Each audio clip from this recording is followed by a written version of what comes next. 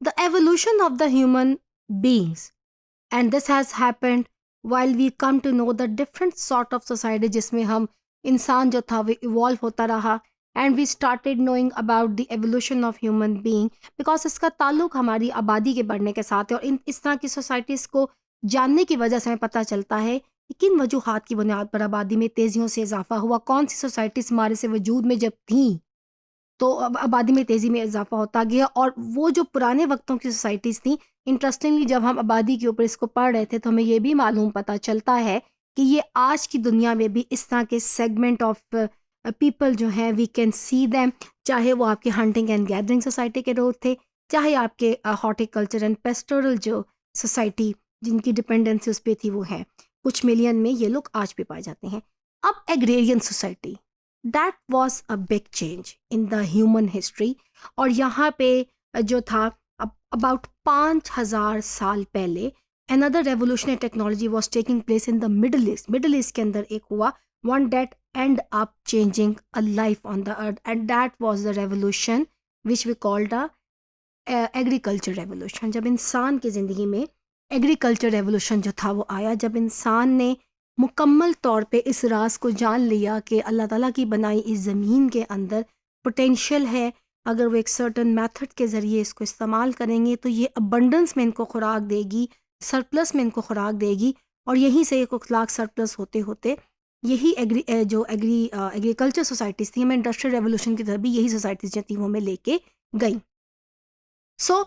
जैसा कि मैंने कहा कि ये इमरजेंस एग्रीकल्चर सोसाइटीज़ का large scale civilization using ploughs हार्सन टू एनिमल और मोर पावरफुल एनर्जी रिसोर्सेज, जहाँ इंसान अपने हाथ के साथ ज़मीन को खोदता था। इंसान ने अब इस बात को समझ लिया कि जानवरों का जो ट्रैक्टर या इस तरह की मशीनरी का इस्तेमाल है, तो उसके इस्तेमाल के साथ इंसान ने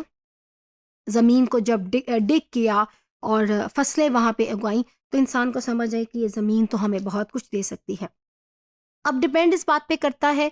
कि 100% जो बिल्कुल प्योर एग्रीकल्चर है और सोसाइटीज़ हैं वो अभी भी दुनिया में एस्टिमेट किए जाते हैं कि वो 200 से 400 मिलियन के दरमियान मौजूद है। हालांकि हर कंट्री एग्रीकल्चर स्टेट जो है वो है, लेकिन जो प्योर बिल्कुल उसके ऊपर डील करते हैं वो शायद इसी तरह से कम होंगे। अब हर country is a combination of agriculture and industry. No country can survive without the combination of these two sectors. Agriculture has to be in harmony with the industrial sector. तो ये आपकी वो एक पिक्चर है which reveals this is the agriculture life. आप देख सकते हैं घर भी आप जो प्रॉपर आपको नज़र आ रहे हैं, you can see the women are working, you can see the men are working, और आप खूबसूरत फील्ड्स जो हैं वो देख रहे हैं। इंसान अबूर हासिल करता है और इसके साथ साथ हमें अपनी आबादियों में भी जो है वो इजाफा जो है वो नज़र आता है जैसे जैसे एग्रीकल्चर रेवोल्यूशन दुनिया के अंदर आता है।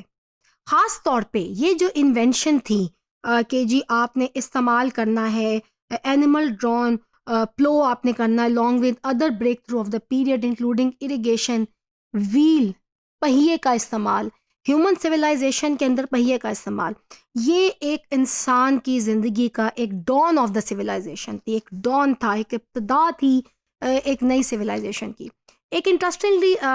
स्टूडेंट्स आपको ऐसे लोग नज़र आएंगे जो कि ख़ास तौर पे ये जो आपके आसार कदीमा के जिनको हम एक स्पेसिफिक एक शोबा है, और ये आपको जो नज़र आएंगे तो जिनका काम इस तरह से तो ये जब पुराने वक्तों में जब इंसान ने बहुत ज़्यादा एडवांसमेंट की तो हमें पुरानी तहज़ीबों का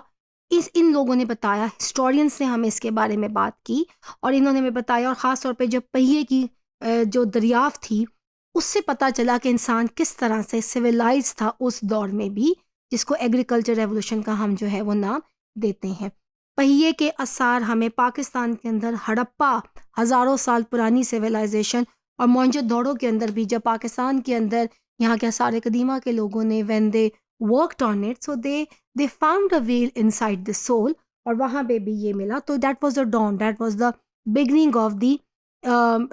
मैनकाइंड का एक वो सूरज जो था वो तलू जो है वो हो रहा था। So using animal drawn